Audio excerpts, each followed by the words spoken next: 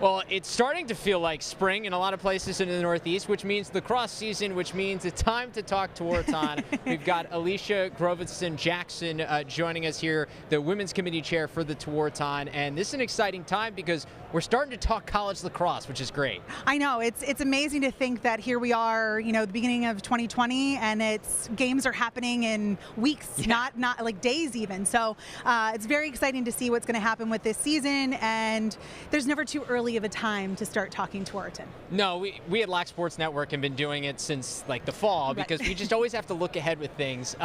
Looking ahead, you guys are releasing the watch list for both the guys and more specifically for the women a little earlier this year. Talk about the idea behind that. Sure. So when you have a watch list, it's supposed to be who we're supposed to keep an eye out for. We shouldn't have already been playing. So we decided to push everything up a little bit. On February 13th, we're going to announce the 50-person watch list, and then the real crux and heart of the season will happen, and you'll be able to watch all of those wonderful young women take the field and see what they can do.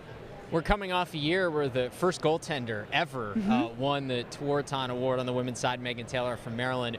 What does that do, and what did that mean for just the sport as a whole, having a goaltender win the highest honor? Sure. I think it's shocking that it hadn't happened before. Yeah. We've had some pretty good goalkeepers, and the fact that there's only been one defender, but those are the people who don't get a ton of attention. The people who put the points on the board are typically the ones who do. So I think it just means the value of a great goalkeeper and someone who is an absolute game changer and a heart of a team. And I think Megan Taylor was that for Maryland, and it was just a special year to have that happen. She came into her own, she did the right things at the right time, and she was outstanding.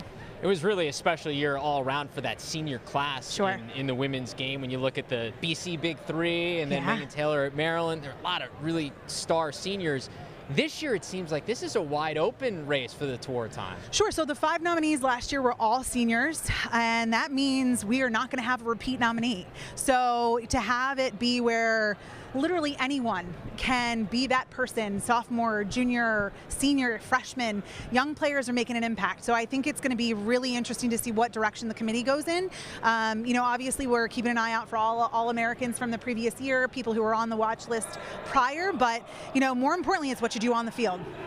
In terms of the committee, because I know this is always a talking point when those lists come out and everyone goes, oh, well, why isn't so-and-so on there? Why don't you give people an idea of how that committee works and operates in terms of creating the different watch lists throughout the year? Sure. So the committee is made up of a bunch of college coaches across all 3 divisions and geographically spread out. So when we send out a call to the IWLCA coaches, they can self-nominate their players. That goes into the initial watch list. So those are the ones that we're taking a look at. We'll have potentially 100 nominees, maybe more, that we have to then whittle down to the top 50 for the initial watch list. So there's a lot of conversation. The watch list is really about what you did last year, or maybe 2 years ago. You have some players who were hurt, who didn't get to play last season. So I think it's really interesting. The committee takes their job very seriously. They watch film, they go back and do a lot of research. We provide statistics and then have a conversation. And so the initial watch list comes out of those 50 people, and then we have another call where we can add up to 25 more, and then we go from there. So every call is a balloting system. Every conversation goes into the value of a player, whether it's a goaltender. What is the value of a goaltender? A draw specialist, things of that nature. So there's a lot of conversation, a lot of debate.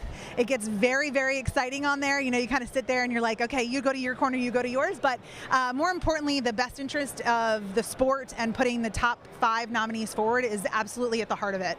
We'll make sure to bring this soundbite back when lacrosse Twitter loses their minds over something. No, right? That's our favorite time of year. Yes, absolutely. All discussions are good discussions. And I think it's such a special year for the Tewaaraton, being it's the 20th anniversary. Yes. Just how cool is it that it's reached this milestone?